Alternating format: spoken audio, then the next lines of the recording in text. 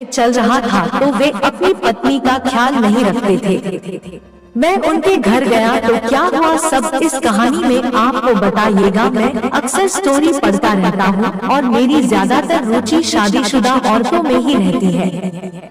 इसलिए आज मैं अभी हाल ही में हुई एक लाजवाब कहानी के बारे में सुनाता हूँ। यह मेरी पहली कहानी है जो मैं आप सबसे शेयर करने जा रहा हूँ। मेरा नाम अजय है, मैं कानपुर का रहने वाला हूँ। मेरी उम्र 21 साल है। मैं अभी ग्रेजुएशन कर रहा हूँ। मेरा कद 6 फुट है और मैं जिम भी जाता हूँ। जैसा कि मैंने आपको अपनी रुचि बताई कि मुझे शादीशुदा लड़कियाँ ज्यादा पसंद आती हैं। मेरी मामी की उम्र करीब 30 साल की होगी। मामी गोरे रंग की है और न ज्यादा पतली न ज्यादा मोटी, एकदम परफेक्ट फिगर की जवान औरत है। उनका एक 4 साल का बेटा भी है। बात उस टाइम की है जब मेरे नाना नानी के घर उनके बड़े बेटी की यानी मेरे बड़े मामा की बेटी की शादी होने वाली थी। मेरा ननिहाल थोड़ा सा गांव जैसे क्षेत्र में है। नाना किसानी करते हैं और बड़े मामा उनका साथ देते हैं। छोटे मामा बाहर शहर में रहकर जॉब करते हैं। शादी की तैयारी के कारण मेरी मम्मी ने मुझे नानी के घर जाने को कहा क्योंकि वहाँ कोई हेल्प के लिए चाहिए था। इसलिए मैं अगले दिन ही चला गया और शाम तक पहुँच भी गया। उधर की आबोहवा मुझे बहुत ही मस्त लग रही थी और काफी अच्छा लग रहा था। वहाँ के खुले खेत और ठंडी हवा मुझे एक अलग ही मस्ती दे रही थी। मैं वहाँ गया तो सबसे मिला। मैंने छोटी मामी को देखा, वो साड़ी में थी। उन्होंने मेरा हालचाल पूछा। उस वक्त तक मेरे अंदर उनके लिए जैसी कोई भावना नहीं थी। मैंने उनसे पूछा, छोटे मामा नजर नहीं रहे हैं मामी? तो उन्होंने बताया वो शहर में ही है, जल्द ही आ जाएंगे। फिर मैं नहा धोकर खाना खाने आ गया और खाना खाने के बाद सोने चला गया। अगले दिन से मैं शादी की तैयारी में लग गया। ऐसे ही कुछ दिन बीत गए। शादी का दिन नजदीक रहा था। एक दिन ज्यादा काम न होने की वजह से मैं घर नहीं था। वो दोपहर का टाइम था। नाना नानी बड़े मामा सब खेत पर गए थे। बड़ी मामी खाना खाकर सो रही थी। जिन दीदी की शादी होने वाली थी वो अपने रूम में अपने होने वाले दूल्हे से प्यार मोहब्बत की बातें कर रही थी। मैं अकेले बोर हो रहा था तो सोचा कि क्यों न टिंकू के साथ खेल लूं। टिंकू छोटी मामी का लड़का है। उसके साथ खेलने के लिए मैं मामी के कमरे की ओर जाने लगा। उनका कमरा ऊपर की मंजिल पर था। मैं दरवाजे के पास पहुंचा ही था कि मैंने मामी को फोन पर रोते हुए सुना। इससे मैं हैरान हो गया कि आखिर क्या बात है। थोड़ी देर में मुझे पता चल गया वो मामा से बात कर रही है। शायद मामा को आने में कुछ दिन और लग रहे थे। मामी को ये बात पसंद नहीं आई। मैं आपको बता देना चाहता हूँ कि मामा पिछले 4 महीने से शहर में ही थे। इन 4 महीनों में वो 2 बार ही घर आए थे। खैर, मैं वहाँ रहकर घर के अंदर की बात जानने लगा था।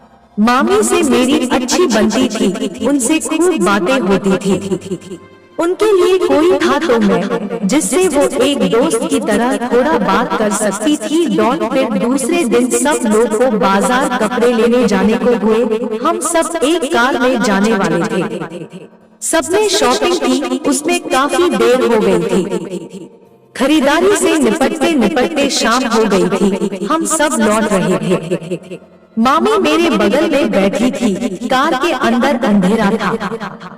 तभी ड्राइवर ने एक कट मारा, जिस वजह से मामी मेरी तरफ झुक गई और उनके संतरे जैसा एक मेरी कोहनी से लग गया। क्या ही बताऊं दोस्तों, मस्त फीलिंग थी। उस वक्त मैंने तो नजरअंदाज कर दिया। वो भी हंस कर बोली, ये ड्राइवर भी कैसे गाड़ी चला रहा है। फिर थोड़ी देर बाद बातें करते करते उनका हाथ मेरी जांघ पर आ पड़ा। मैंने इस चीज को सामान्य रूप से लिया। फिर कुछ देर बाद हम सब घर पहुंच गए। घर आने के बाद मामी अपने रूम में चली गई और मैं सामान उतरवाने लगा। रात में सोते वक्त मैं इस छोटी सी घटना को फिर से याद करने लगा। मैंने बार बार सोचा, फिर मैंने मामी को याद करके गिनती मार दी। अब मेरा ध्यान मामी की तरफ देखने का नजरिया बदल गया था। मैं उन्हें दिन दिन भर निहारने लगा था, हमेशा ही उन्हें ढूंढने लगा था और ख्याली पुलाव पकाने लगा था। शादी का दिन आ गया। मामा भी आ गए थे। मामी खुश थी क्योंकि उनके वो आ गए थे। उस दिन मामी ने बहुत ही सुंदर लहंगा पहना था, एकदम बवाल लग रही थी। मगर ये सब मेरे मामा को कहाँ दिखता था। मामा ने मामी लिफ्ट नहीं दी तो मैंने ही अपनी आंखें सेंक ली। मामा मामी से कुछ भागे भागे से रह रहे थे। बार बार किसी का फोन आता और वो फोन पर बात करने लगते। शादी हो रही थी, सब कुछ सही चल रहा था। मामी मेरे सामने आई। उन्होंने कहा, अरे अजय, आपने मेरे साथ एक भी फोटो नहीं खिंचवाई, चलो मेरे साथ खिंचवाओ। मैं मामी के साथ उनके रूम में गया। वहाँ थोड़ी शांति थी। वहाँ मैंने अपने फोन से मामी और अपनी खूब सारी फोटो ले ली। मामी तो काफी मूड में थी, बहुत चिपक कर फोटो खिंचवा रही थी। फोटो लेते वक्त उनके भरे हुए चूचे मेरे हाथ से सीने से टच हो रहे थे और कभी हाथ मेरे ऊपर रखकर सेल्फी ले रही थी। ऐसे ही रात बीती, शादी हो गई, विदाई भी हो गई, सारे मेहमान भी जाने लगे। मैं सो गया और दोपहर में उठकर खाना खाया और मामी के रूम की तरफ जाने लगा। मैंने देखा कि टिंकू एक तरफ खेल रहा था और मामी बेड पर बैठकर सिसक कर रो रही थी। मैं जल्दी से उनके पास गया और उनसे पूछा, क्या हुआ मामी, आप क्यों रो रही हैं? उन्होंने थोड़ी देर में बताया, तुम्हारे मामा चले गए, कल ही आए था और आज ही चले गए। ऐसा कौन सा जरूरी काम करते हैं? एक हफ्ता भी मेरे लिए नहीं रुके। मैं क्या करूं? मैं उनको दिलासा दिलाते हुए चुप करा रहा था। तभी उन्होंने अपना सर मेरे सीने पर रख दिया और रोने लगी। मैंने उनसे कहा, जरूर कोई इमरजेंसी रही होगी। फिर उन्होंने जो कहा मैं सुनकर दंग रह गया। मामी ने कहा, तुम्हारे मामा का चक्कर चल रहा है, वो जहाँ काम करते हैं वही कोई लड़की है, उसी से चल रहा है। मैं क्या बोलता, कुछ देर रुककर मैं वहाँ से अपने कमरे में चला गया। मुझे मामी के लिए बहुत बुरा लग रहा था। उनके लाइफ में प्यार की बहुत कमी थी। मैंने उनका दिल बहलाने का सोच लिया और उनसे खुलकर बातें करने लगा। दोपहर में उनके रूम में टिंकू, वो और मैं सब साथ में थे। मामी और मैं फोन में लूडो खेल रहे थे। दौड़ में जीतने लगा। तभी वो मेरा फोन लेकर भागने लगी तो मैं बोला, मामी ये गलत बात है, मैं जीत रहा हूँ। पर वो मस्ती में रूम में भागने लगी और मैं उनके पीछे। टिंकू हम दोनों को देखकर ताली बजा रहा था। तभी मामी बेड पर चढ़ गई और मैं भी उनके पीछे आ गया। वो बेड पर लेट गई और फोन को मेरी पहुंच से दूर करने लगी। मैं फोन को लेने के चक्कर में उनसे छीना झपटी करने लगा। इस वजह से हम दोनों लगभग लिपट चुके थे और हमें कोई होश ही नहीं रह गया था। तभी अचानक से सब सामान्य हुआ तो देखा कि हम दोनों एक दूसरे से लिपटे हुए हैं।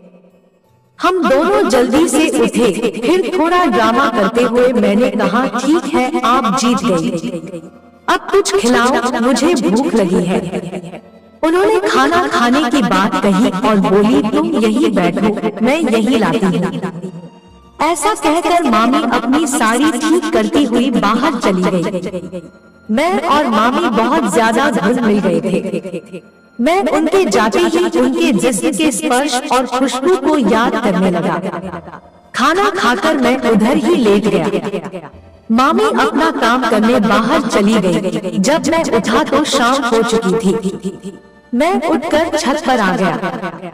उधर देखा मामी वही थी। हम दोनों छत पर टहलने लगे थे, बात करने लगे थे। शाम गहराई तो गांव की लाइट सब तरफ जलने लगी थी। बड़ा ही खूबसूरत नजारा था। दूर आसमान में चांद उगने लगा था। डॉट हम दोनों बातें कर रहे थे। मैंने कहा सच में आज बड़ा बढ़िया मौसम लग रहा है। ऐसे में कॉफी मिल जाती तो मजा आ जाता। मामी बोली मैं अभी बना लाती हूँ। वे नीचे गई और जल्दी से 2 मग में कॉफी बना लाई। हम दोनों कॉफी पीते हुए बातें कर रहे थे। उन्होंने मुझे बताया कि अजय आज इतने महीनों में मैं पहली बार इतना खुश हुई हूँ। तुम्हारे मामा तो घर आते नहीं हैं और घर में ऐसा कोई दोस्त नहीं है जिससे मैं अपने दिल की बात कर सकूं। मैंने कहा अरे मामी सब ठीक हो जाएगा। उन्होंने बताया एक पत्नी के लिए उसका पति सब कुछ होता है, लेकिन मेरी जिंदगी में ये सुख नहीं है। लेकिन तुम आए और तुमने मुझे थोड़ी खुशी दे दी। ये सब सुनकर मैं भी खुश हुआ। वो शाम एकदम टाइटैनिक मूवी की तरह थी। सुरीली हवा चल रही थी। हम दोनों नजारे देख रहे थे। नजारा था दूर आसमान में चांद उगने लगा था। डॉट हम दोनों बातें कर रहे थे। मैंने कहा सच में आज बड़ा बढ़िया मौसम लग रहा है। ऐसे में कॉफी मिल जाती तो मजा आ जाता। मामी बोली मैं अभी बना लाती हूँ। वे नीचे गई और जल्दी से 2 मग में कॉफी बना लाई। हम दोनों कॉफी पीते हुए बातें कर रहे थे। उन्होंने मुझे बताया कि अजय आज इतने महीनों में मैं पहली बार इतना खुश हुई हूँ।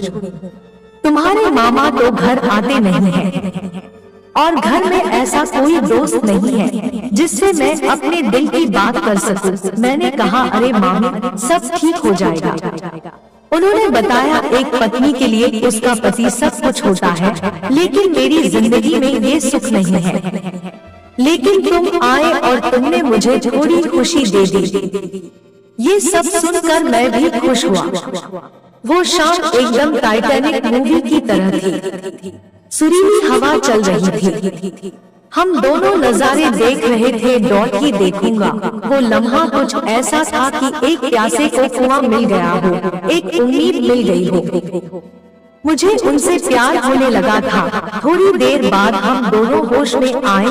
उन्होंने मुझसे नजरें नहीं मिलाई और वहाँ से कप लेकर जल्दी से नीचे चली गई। मैंने भी दूसरी तरफ मुंह कर लिया। वो चली गई थी। मैं उनकी कमी का एहसास करते हुए छत पर टहलता रहा।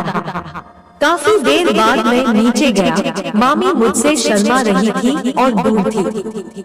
उन्होंने मुझे खाना दिया और मेरी ओर देखा। मैंने उनको पढ़ा। उनकी आंखें मुझसे कुछ चाह रही थी, पर मैंने सर नीचे किया और खाना खाने लगा। मामी से बहुत देर से बात नहीं हुई थी।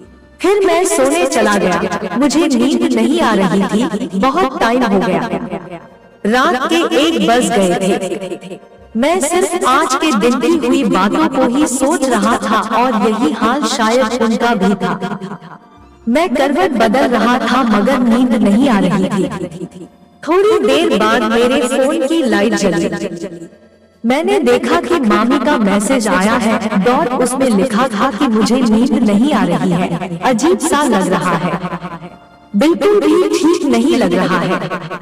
क्या तुम थोड़ी देर के लिए मेरे रूम में आ सकते हो? मैंने ओके का रिप्लाई दिया और चला गया। डॉट दरवाजा खुला ही था। मैं अंदर गया। अंदर हल्की रोशनी थी। वो बेड पर लेटी थी। उन्होंने हल्की आवाज में दरवाजा बंद करने को कहा और मैंने कर दिया। दोस्तों, मैं समझ तो गया था कि आज मामी का खुशी बनाने का समय आ गया है। यह माहौल रोज की तरह नहीं था। अजीब सी शांति थी। मन में कुछ था और हम दोनों कुछ और कहना चाह रहे थे। टिंकू गहरी नींद में सो रहा था। हम दोनों ने थोड़ी देर बातें की। फिर मैं थोड़ी देर लेटने के लिए सामने सोफे पर लेट गया। हम दोनों के अंदर बहुत कुछ चल रहा था, पर कह नहीं पा रहे थे।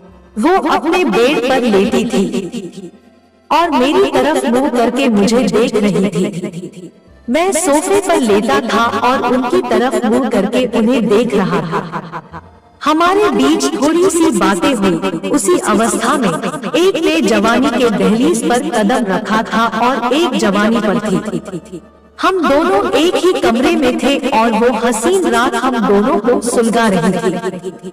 वो मुझे प्यासी निगाहों से देख रही थी और मैं भी उन्हें ही देख रहा था। ऐसे ही वक्त बीत रहा था। ये तो साफ हो गया था कि इस कमरे में मेरे आने की वजह कुछ और है। वो अंगड़ाइयां ले रही थी और प्यार की भूखी थी। उनके अंदर महीनों से आग लगी हुई थी और मेरे अंदर भी चिंगारी ने आग का रूप ले लिया था। अगले ही पल मामी ने अंगड़ाई के बहाने से अपना पल्लू गिरा दिया। वो अपने जोबन मुझे ही दिखा रही थी और मैं भी उन्हें ही देखे जा रहा था। मामी को ऐसा करते देखकर आग को और हवा देने के लिए मैं भी कुछ हरकत करने लगा। वो ये सब देख रही थी और वो भी तेज सांसें ले रही थी। वो साफ हो गया, वो भी मेरे साथ प्यारा का खेल खेलना चाह रही थी। अब बहुत हो चुका था। अपने बेड पर मामी ने मेरे लिए खुद को परोस दिया। मैं जैसे ही बेड पर आया, हम दोनों ने एक दूसरे को कस के झपट लिया। बहुत कस के झपटा था। हम दोनों ने एक दूसरे को कस के गले लगाया और बेड पर गोल गोल घूमने लगे। अगले पल में खेल खेलना चालू हो गया। जो मामी को खेलना था वही खेल खेला। मैंने उनका ऐसा रूप कभी नहीं देखा था। वो पागल सी हो गई थी। कुछ देर बाद एक बार फिर से खेल खेला हुई और हम दोनों सो गए। भोर हो गई, हमारी नींद खुली। हम दोनों एक दूसरे से लिपटे हुए थे। सुबह हो चुकी थी। अब 9 बज रहे थे। डॉट मामी नहा धो चुकी थी। उनके चेहरे पर अलग सी स्माइल वाली चहक थी। सब काम खुश होकर रही थी। बहुत अच्छा दिन था। मैं नीचे आया, उनको देखा। डॉट उन्होंने मुझे देखकर बहुत प्यारी सी स्माइल दी। मैं नहाने चला गया। फिर नाश्ता के लिए आया और टीवी देखने लगा। बड़े मामा भी टीवी देख रहे थे। इस तरह से मामी के साथ जब टाइम मिलता तो हम दो खेल खेलते रहते थे। मामी खुश रहती।